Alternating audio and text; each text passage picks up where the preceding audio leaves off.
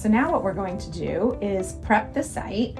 You can find any amount of area that has around an inch or so of loose, what we call subcutaneous tissue. So behind the arm, on the kind of front belly, or maybe on the sides of your legs where you might call the saddlebag area. So we're going to do the arm here for demonstration. So first, the nurse is going to demonstrate how you must take the alcohol prep and clean vigorously the area that you're going to inject for 15 seconds.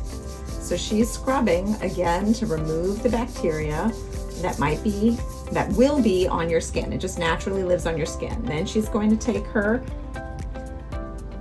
syringe and prep it. She's going to take again her thumb and her pointer and middle finger and squeeze as hard as is comfortable for you, because when you do the quick jab, it's going to feel much less because you're going to feel the pressure of the pinching versus the needle.